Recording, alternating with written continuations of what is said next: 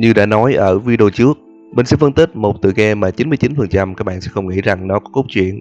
Thật ra mình sẽ nói là 99% các bạn không để ý rằng nó có cốt truyện thì đúng hơn. Và xin chào các bạn đã trở lại với phân tích game. Đây là video chúng ta sẽ cùng làm sáng tỏ cốt truyện bên trong tựa game MediWorld. Vậy trước tiên, chúng ta biết gì về tựa game này? MediWorld là trò chơi miễn phí thể loại sandbox được phát triển và phát hành bởi tập đoàn công nghệ MediWorld của Hồng Kông.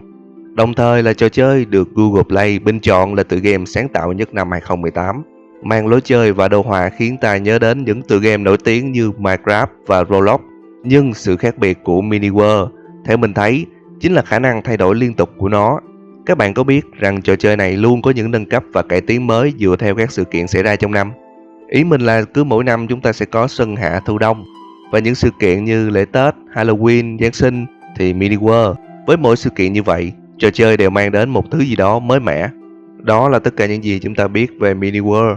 Vậy còn cốt truyện của trò chơi mà các bạn không để ý đến là gì? Thì trên fanpage chính thức của MediWorld, họ đã tiết lộ cốt truyện đằng sau trò chơi là cuộc phiêu lưu của một nhóm khảo cổ.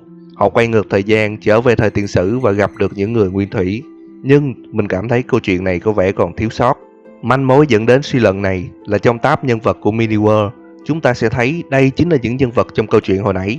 Vậy là nhóm khảo cổ sẽ bao gồm các nhân vật là giáo sư Stephen, trợ lý Peter. Không chỉ thế mà họ còn đi cùng với một nhóm hỗ trợ là đội trưởng Tom, phi công Cindy và đặc vụ Laura. Và sau khi quay ngược thời gian trở về thời tiền sử, thì họ gặp được một gia đình nguyên thủy là vợ chồng tù trưởng, cùng hai người con là Kaka và Nini. Nhân vật cuối cùng chưa được nhắc đến cũng chính là người tạo ra sự mâu thuẫn trong câu chuyện của MediWorld, đó là Gấu Boom.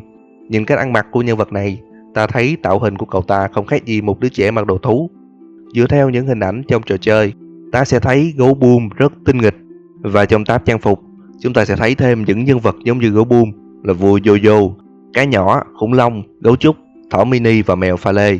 Tất cả họ đều mặc những bộ đồ thú.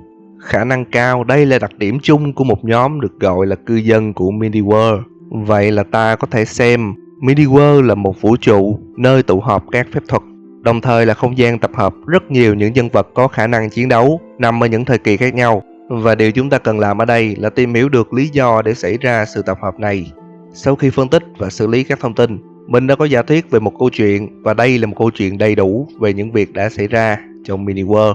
Theo như cốt truyện gốc, chúng ta vẫn có một nhóm các nhà khảo cổ đang thực hiện một chuyến phiêu lưu bằng cách vượt thời gian trở về thời tiền sử. Họ đã gặp được một gia đình nguyên thủy và một nhân vật đặc biệt là Gấu Boom. Nhóm khảo cổ quyết định đưa cả gia đình nguyên thủy cùng với Gấu Boom trở về thực tại để nghiên cứu. Nhưng có một vấn đề, cỗ máy thời gian bỗng nhiên trục trặc khiến họ không thể trở về thực tại mà lại đến một thế giới kỳ lạ. Cảm thấy có điều bất thường từ cỗ máy, giáo sư Stephen đã tìm hiểu và nhận ra rằng có ai đó đã tác động vào cỗ máy khiến nó không tạo ra lỗ hổng thời gian như ban đầu, mà tạo ra lỗ hổng không gian. Và thế giới kỳ lạ mà họ đang đứng khả năng cao là một vũ trụ khác. Gấu Boom trở thành kẻ tình nghi số 1 vì chắc chắn rằng gia đình nguyên thủy không hề có khả năng làm điều này. Gấu Boom lúc đó đã thú nhận chính cậu là người đã phá cỗ máy nhằm ngăn chặn nhóm khảo cổ trở về thành công. Gấu Boom kể cho nhóm khảo cổ rằng mình là cư dân của thế giới này. Nó có tên là MediWorld, chỉ vì bởi đất vua Jojo, và Gấu Boom chính là người được trao sứ mệnh tiêu diệt Hắc Long hổ mang. Lý do là vì sự tồn tại của con rồng này đã gây ra vô số lỗ hổng không gian liên thông giữa MediWorld đến các thế giới khác, khiến cho những sinh vật ở các thế giới khác rơi vào MediWorld, và ngược lại những lỗ hổng này cũng đem những sinh vật ở MediWorld lạc sang những thế giới khác. Nguy hiểm hơn là những lỗ hổng cũng thu hút các loài quái vật, khiến chúng xuất hiện ngày càng nhiều trong MediWorld. Và lỗ hổng không gian là lý do tại sao Gấu Boom xuất hiện ở thời tiền sử cùng với gia đình nguyên thủy, và cũng phần nào lý giải được sự tập hợp kỳ lạ của những nhân vật trong các thời đại và vũ trụ khác nhau. Nhóm khảo cổ sau khi nghe câu chuyện của Gấu Boom đã quyết định giúp đỡ cậu, và từ đó dẫn đến sự kiện xảy ra trong trò chơi. Và trò chơi cũng cho bạn quyền được viết tiếp câu chuyện và lựa chọn nhân vật nào sẽ là người tiêu diệt Hắc Long để đem lại yên bình cho MediWorld. Nếu bạn đã phá đảo MediWorld, bạn sẽ biết rằng tuy là một trò chơi dành cho trẻ em nhưng độ khó của nó rất cao. Vì để tiêu diệt được Hắc Long hổ mang, bạn phải vượt qua đầu tiên là Hắc Long thượng cổ, và sau đó là Hắc Long nham thạch. Đồng nghĩa với việc để đi đến điểm cuối cùng của MediWorld, bạn sẽ phải giết đến 3 con rồng, và nó không hề dễ. Đối đầu với Hắc Long thượng cổ, đòi hỏi bạn phải có một lượng giáp đủ để sống sót nếu dính chịu của nó. Và nếu bạn sống sót, thì ngày sau đó, Hắc Long nham thạch xuất hiện. Và đúng như tên gọi của nó nó sẽ khiến mọi thứ bùng cháy. Bạn vừa phải dập lửa, vừa phải chiến đấu với nó.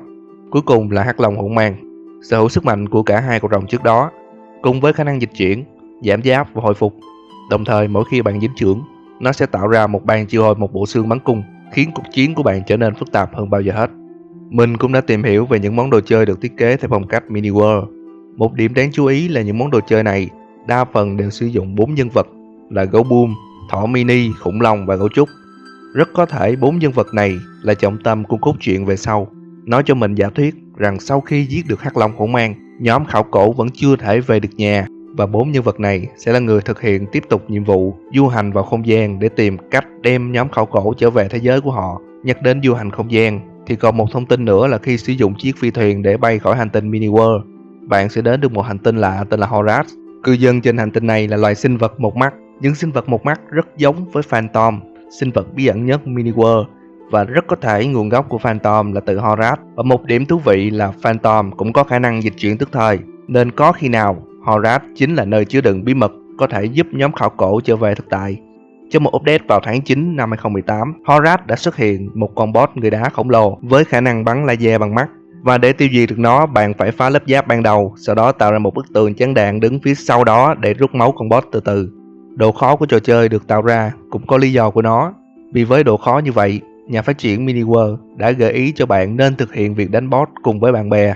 Điều này cũng hướng đến tiêu chí và sứ mệnh của trò chơi đã đặt ra là nhằm tạo ra một cộng đồng giao lưu giữa những bộ óc sáng tạo khắp thế giới. Và đó là giả thuyết của phân tích game và cốt truyện thú vị đằng sau tựa game Mini World. Nếu có gì không hợp lý hoặc sai sót, các bạn hãy comment ngay phía dưới nha. Và hãy nhớ những gì mình nói trong video chỉ là giả thuyết thôi. Đừng quên để lại một like, share và theo dõi phân tích game. Mình là Zino và chúng ta sẽ gặp lại nhau ở video sau nha.